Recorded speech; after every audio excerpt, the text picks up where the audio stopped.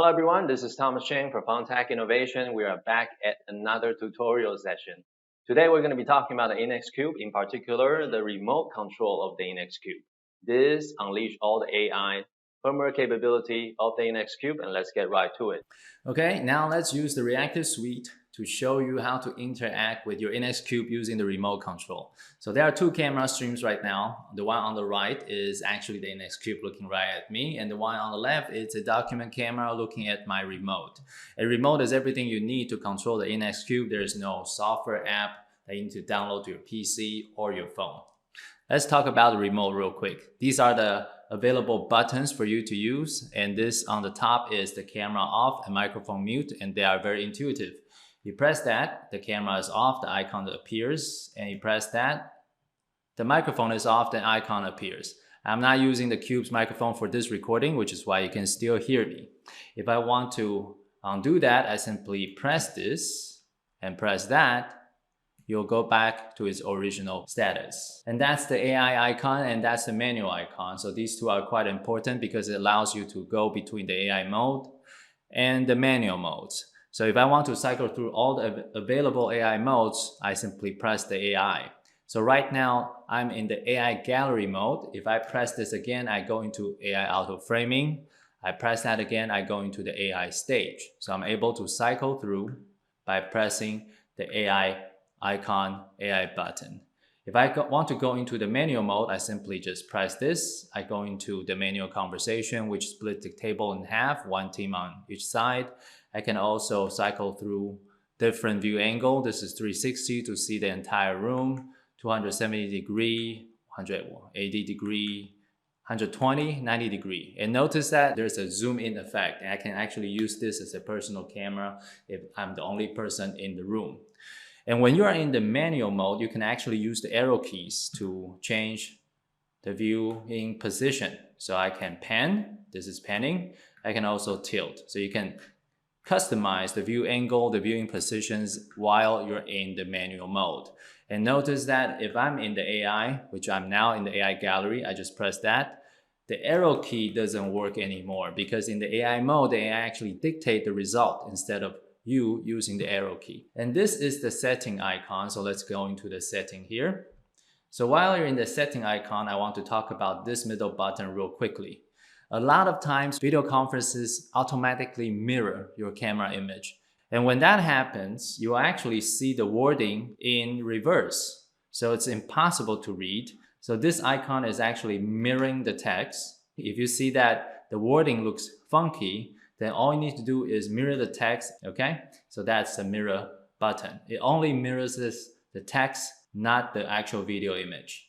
Going back to the AI setting, you can actually control and tell the AI whether you want it to constantly track or you want it to track on demand. Constantly track, the AI will track people every 4 to 5 seconds. So if they change their seats, the AI is going to readjust the frame accordingly. But sometimes if people are actually moving around too much or people are walking in and out of the meeting room, then you may want to select track on demand. Once you select track on demand, you'll notice that an icon will appear on the top right there. This allows you to know the status that you're in. And while you're on track on demand, you can always press the OK button to manually trigger and tell the AI to retrack, reposition per the current positioning of the people. Next, the ignore zone setting. Press the ignore zone setting, you can tell the AI to ignore certain area of the room. So let's say this is a big glass window, people are walking or standing outside the window and the AI is getting interference. What I could do is tell the AI to ignore that part of the room simply by selecting and block that area. And when that happens, you'll notice again, there is an icon that appears on the top right, which tells you the status. And the AI will actually ignore anyone who shows up in that ignore zone. Once we get out of here, notice that when we're in the AI mode, the icons are shown here. So this tells you the status of the AI. But if we go into the manual mode, as what I'm going to do now by pressing the manual icon, you'll notice those two icons disappear. The reason why it disappeared is because those two icons only work under AI mode. It doesn't have any impact in the manual mode. The moment I go into AI, like right now, you'll notice that the icon starts to appear again. Just want to let you know that the AI setting, whether you are setting to track on demand or when you set up the ignore zone, those will be removed whenever you turn off power of your laptop or you disconnected your camera. So once the power is off, those two settings will be restored to its default setting, which is going to be no ignore zone and always on tracking. And the reason why we do that is we don't want the people who come in the next day to be interfered by the person who used it last in the day before. Come to language to choose the language that suits you, or go to about to read informations of your device, whether it's serial number, firmware versions, and you can restore to factory default. So now we have 3 people in the room. I'm in the 360-degree shot to show you that there are actually 3 people. Let's see what will happen to our AI. I'm going to press the AI icon now. The button will take us to gallery and very quickly see how the AI quickly focus on the 3 people in the room and center everyone in its own frame. Press again, we go into the auto framing and the AI try to frame us using the shortest distance possible. Press again to go into stage and notice I'm the only person in the top, which is the stage area, and then my colleagues are in the 180-degree box below, which is the audience area.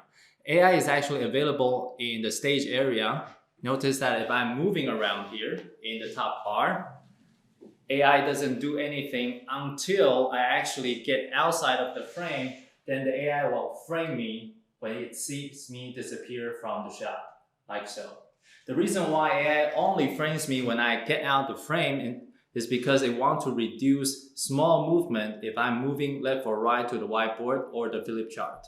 Okay, let's try some other AI setting. Going to setting now, we are going to set an ignore zone. I'm going to try to ignore a person. She has no idea that I'm ignoring her. Now she's ignored, and let's go into the AI mode, see what happens. Wow, now she disappears.